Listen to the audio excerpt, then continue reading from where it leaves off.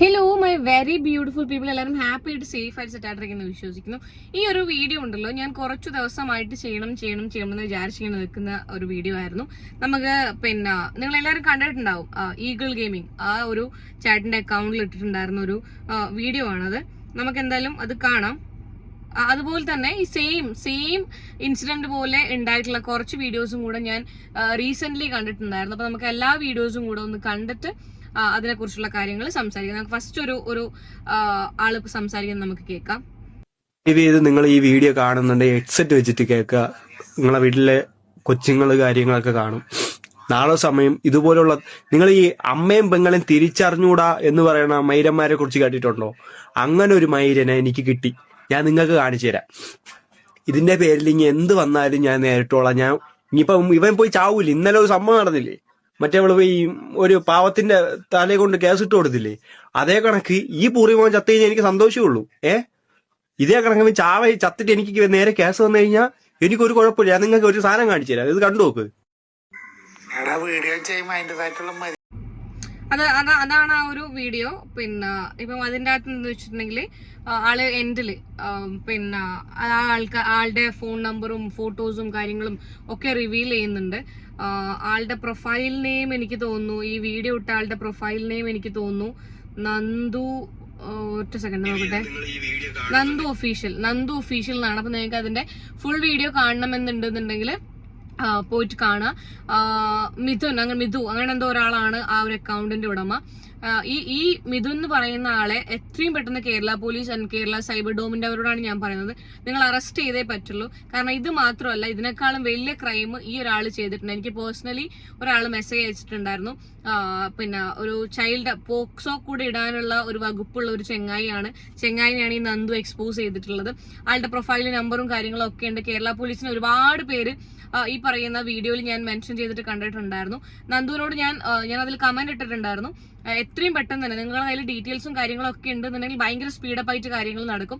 എത്രയും പെട്ടെന്ന് അടുത്തുള്ള പോലീസ് സ്റ്റേഷനിൽ കൊടുക്കുക, അതുപോലെ തന്നെ ചൈൽഡ് ലൈനിൽ കൊടുക്കുക, അതുപോലെ തന്നെ സൈബർ സെല്ലിലും കൂടെ ഈ 3 സ്ഥലങ്ങളിലും സെയിം സാധനം മെയിൽ ചെയ്താൽ മതി. പോയി കൊടുക്കാൻ പറ്റുകയാണെന്നുണ്ടെങ്കിൽ കുറച്ചും കൂടി നല്ലതാണ് എന്നുള്ള കാര്യങ്ങളൊക്കെ ഞാൻ പറഞ്ഞിട്ടുണ്ടായിരുന്നു.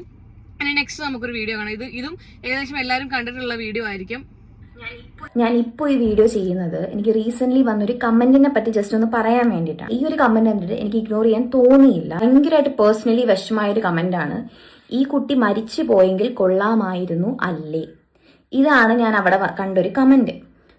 ആൻഡ് ഈ കമന്റ് ഇട്ടേക്കുന്നത് നിഖിൽ വിനു 5818. ഈ ഫേക്ക് അക്കൗണ്ടിൽ നിന്നാണ് വന്നതെങ്കിലും ഇത് ഇടാൻ വേണ്ടിയിട്ട് ഒരു മനുഷ്യൻ, അതായത് ഒരു ഹ്യൂമൻ വേണമല്ലോ. ഒരാൾ വന്നിരുന്ന് ടൈപ്പ് ചെയ്താലല്ലേ ഈ കമന്റ് ഇടുള്ളൂ. അതും മലയാളത്തിലാണ് ഇട്ടേക്കുന്നത്. ഈ കുട്ടി മരിച്ചു പോയെങ്കിൽ കൊള്ളാമായിരുന്നു അല്ലേ? അല്ല, എനിക്ക് മനസ്സിലാവാത്തോണ്ട് ചോദിക്കാം. ഈ ഒരു 4 മാസം, ഇപ്പൊ 4 മാസമായിട്ടുള്ളൂ.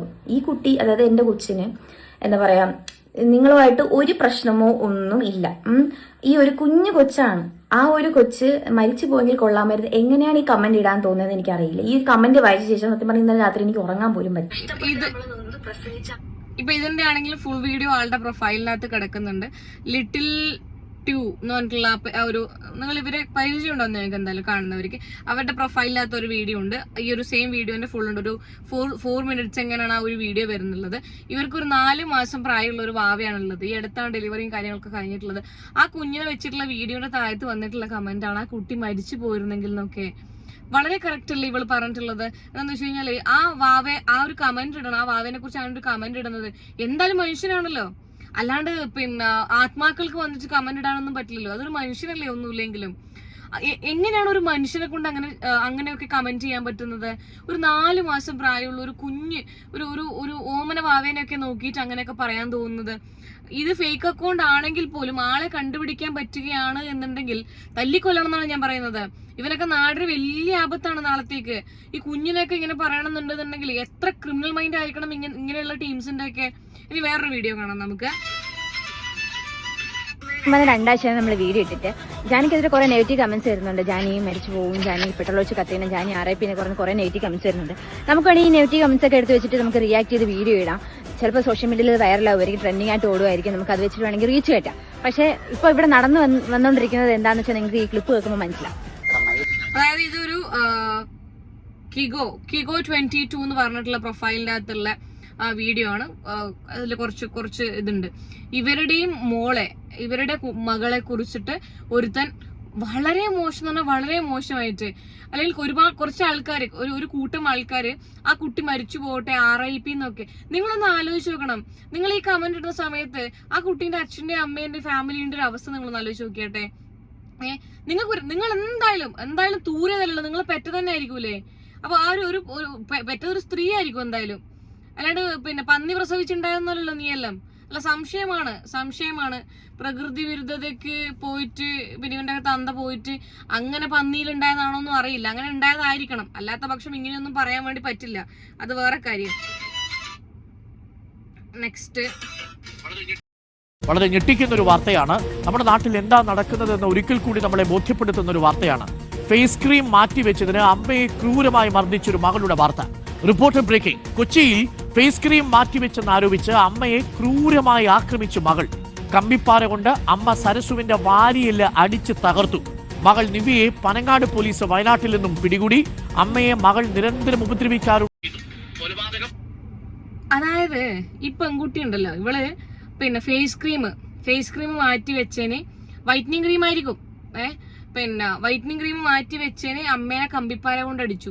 നിരന്തരമായിട്ട് ഇവൾ ഉപദ്രവിക്കുന്നുള്ളൂ. നിങ്ങൾ നിരന്തരമായിട്ട് ഉപദ്രവിക്കുന്നുണ്ടെന്നുണ്ടെങ്കിൽ നിങ്ങൾ ഉണ്ടാക്കിയതല്ലേ അതിനങ്ങ് കൊന്നു കളയായിരുന്നില്ലേ നിങ്ങൾക്ക്?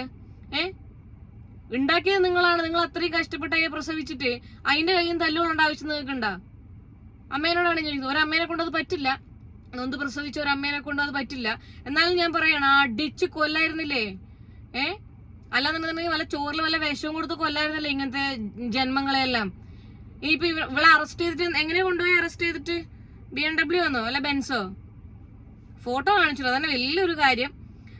എങ്ങോട്ടാണ് ഈ ഒരു ജനറേഷന്റെ പോക്കെന്ന് എനിക്ക് മനസ്സിലാവുന്നില്ല.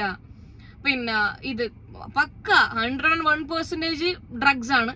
പിന്നെ ഈ ഒരു ന്യൂസ് ഫുൾ ആയിട്ട് കണ്ട ആൾക്കാർക്ക് മനസ്സിലാവും ഡ്രഗ് ഉണ്ട്. അതുപോലെ തന്നെ കൊലക്കുറ്റത്തിനൊക്കെ കേസ് ഉള്ള ഒരു പെൺകുട്ടിയാണ്. ഒന്ന് ആലോചിച്ചോക്കെ. അതിനുള്ള നിങ്ങൾ എന്തിനാണ് വീട്ടിൽ കയറ്റുന്നത്? അടിച്ചറക്കണം, അല്ലെങ്കിൽ കൊന്നു കളഞ്ഞേക്കണം അങ്ങോട്ട്. നാടിനും ഭൂമിക്കും നിങ്ങൾക്കും ഭാരമായിട്ട് നിങ്ങൾ അതിനെ ഉണ്ടാക്കുകയും ചെയ്തിട്ട് അതിന്റെ കയ്യിൽ നിന്ന് തല്ല് വാങ്ങാന്ന് പറഞ്ഞു കഴിഞ്ഞാൽ അടിച്ച് അണ്ണപ്പള്ളി തെറിപ്പിക്കണം എന്നാണ് ഞാൻ പറയുന്നത്. പണ്ടാർത്തങ്ങള് ഇത് കാണുന്നതിന് മുന്നേ വേറൊരു സാധനം വേറൊരു വീഡിയോ ഉണ്ട്, അത് നമുക്ക് കാണാം. ഇതെവിടെ ഡൗൺലോഡ് ആയിട്ടില്ലേ ഗൈസ്? ഈ ഈഗിൾ ഗെയിമിംഗ് എന്ന് പറയുന്ന അവരുടെ തന്നെ വേറൊരു പ്രൊഫൈലൊരു വീഡിയോ ഉണ്ട്. പിന്നെ നിങ്ങൾ പ്രൊഫൈൽ ഒന്ന് നോക്കിയാൽ മനസ്സിലാവും. അതെനിക്കൊന്നും ഡൗൺലോഡ് ആയിട്ടില്ല.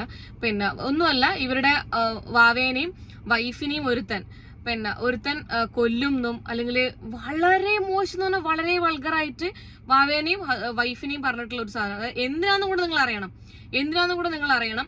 അതിന്റെ ആ എന്തിനാന്നുള്ള റീസൺ നമുക്ക് പറയാം. ആ റീസൺ തന്നെയാണ് ഈ ഒരു വീഡിയോ. ഇത് നമുക്ക് എന്തായാലും കാണാം. Hi guys, eagle here. So ഇങ്ങനൊരു വീഡിയോ സത്യം പറഞ്ഞാൽ ഞാൻ ചെയ്യണം എന്ന് വിചാരിച്ചതല്ല. പക്ഷെ ഇത് ഇനിയും ചെയ്തില്ലെങ്കിൽ ആൾക്കാർ ഇത് അറിയാതെ പോകും.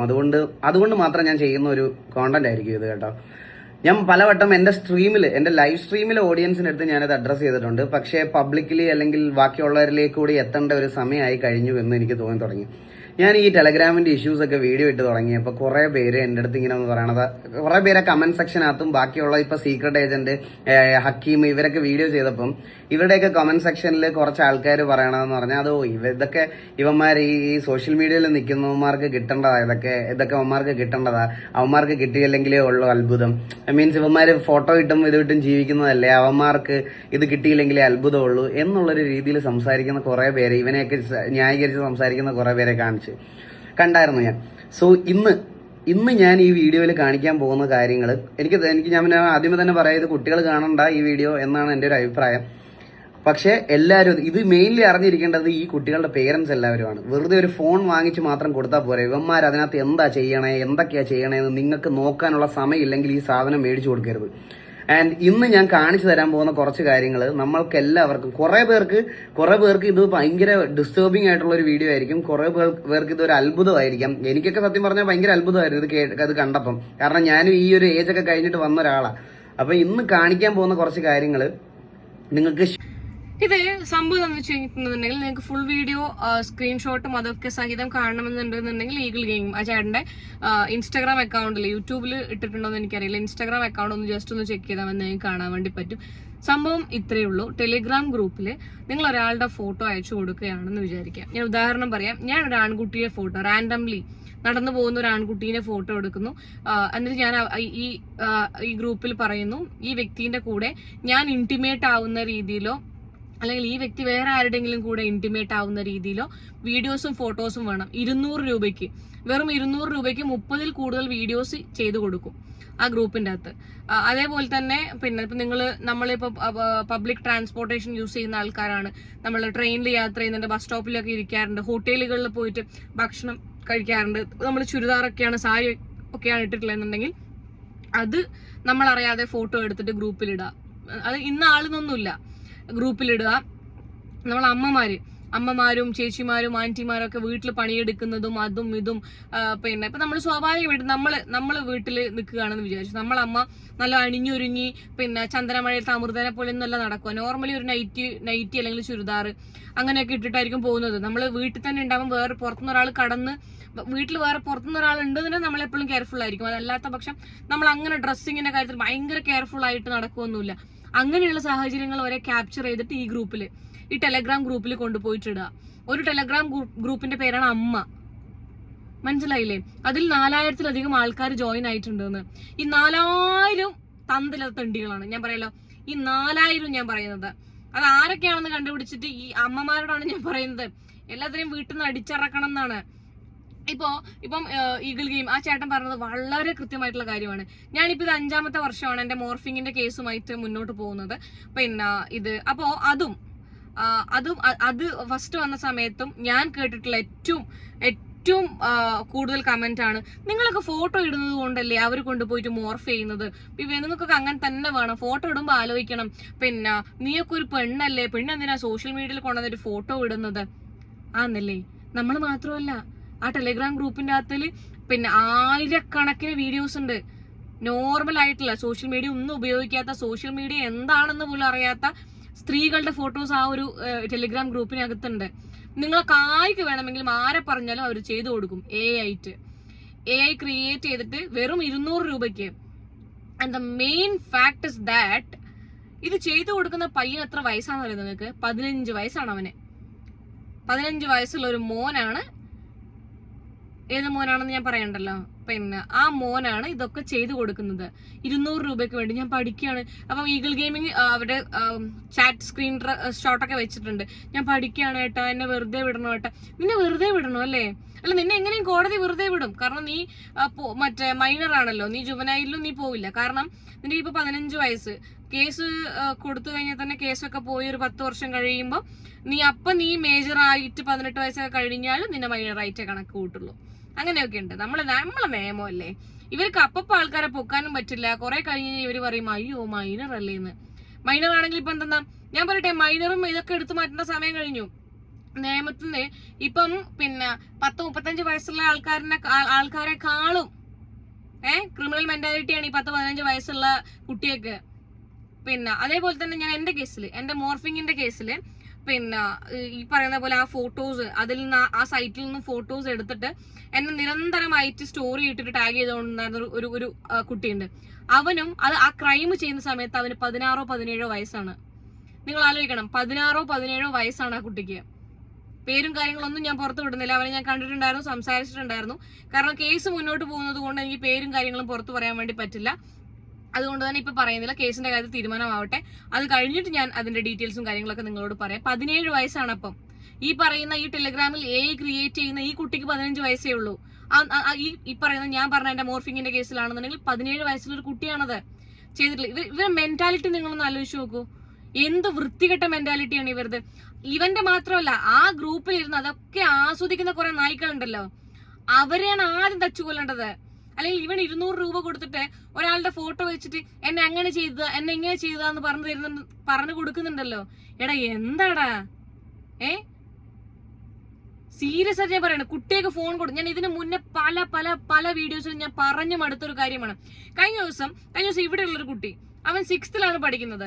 6th പഠിക്കുന്ന കുട്ടി എൻ്റെ അടുത്ത് വന്നിട്ട് പറഞ്ഞു, ഞാൻ നിങ്ങളുടെ ഫോളോവർ ആണെന്ന് പറഞ്ഞു. ഞാൻ എത്രയല്ലേ പഠിക്കുന്നത് ചോദിക്കുമ്പോൾ 6ാം ക്ലാസ്സിലാണ് പഠിക്കുന്നത്. 6ാം ക്ലാസ്സിൽ പഠിക്കുന്ന കുട്ടിക്ക് സ്വന്തമായിട്ട് ഫോണുണ്ട്. അവൻ 6ാം ക്ലാസ്സിലെ ഒരു കുഞ്ഞു മോനാണ്. അവന് സ്വന്തമായിട്ട് ഫോണുണ്ട്, പിന്നെ ഇൻസ്റ്റഗ്രാം ഉണ്ട്, പിന്നെ ഇതൊക്കെ ഉപയോഗിക്കുന്നുണ്ട്. അപ്പൊ ഞാൻ പറഞ്ഞു, മോനെ ഇപ്പം കുഞ്ഞല്ലേടാ, കുറച്ച് കഴിഞ്ഞിട്ട് മതിയില്ലേ? അതൊന്നും പറ്റില്ല. അപ്പൊ പറഞ്ഞു, ഞാൻ 6ാം ക്ലാസ്സിലാണെങ്കിൽ എനിക്ക് 13 വയസ്സുണ്ട്. 13 വയസ്സേ ഉള്ളൂ. നിങ്ങളൊക്കെ മക്കളാണ്. അത് നമുക്ക് മാത്രമാണ് ഇവര് മക്കള്. ഇവർ വലുതായിട്ട് വലിയ പന്തലിച്ചു അങ്ങോട്ട്. അതുകൊണ്ട് നിങ്ങൾ പാരന്റ്സിനോടാണ്, നിങ്ങൾ ഫോൺ വാങ്ങിക്കൊടുത്തിട്ട് നിങ്ങളെ തന്നെ വീഡിയോയും ഫോട്ടോയാണ് ഈ ചെറ്റകൾ കൊണ്ടുപോയി ടെലിഗ്രാം ഗ്രൂപ്പിലൊക്കെ തട്ടുന്നത്. നിങ്ങൾക്ക് ഫോണിന്റെ ABCD അറിയില്ല എന്നുണ്ടെങ്കിൽ മക്കൾക്ക് ഫോണേ ഉപയോഗിക്കാൻ കൊടുക്കണ്ട. നിങ്ങളുടെ ഫോണിൽ ആരെങ്കിലും കോൾ വന്നു കഴിഞ്ഞാൽ കൊടുക്കുക. പിന്നെ സ്കൂൾ ഗ്രൂപ്പുകൾ ഉണ്ടെന്നുണ്ടെങ്കിൽ നിങ്ങൾ ചെക്ക് ചെയ്തതിന് ശേഷം മാത്രം കുട്ടികൾക്ക് അത് കൊടുക്കുക. നിങ്ങൾ അവിടെ തന്നെ ഇരുന്നോ, എന്ത് പണിയുണ്ടെങ്കിലും നിങ്ങൾ അടുത്തിരുന്ന് ഫോൺ നോക്കിയാൽ മതി.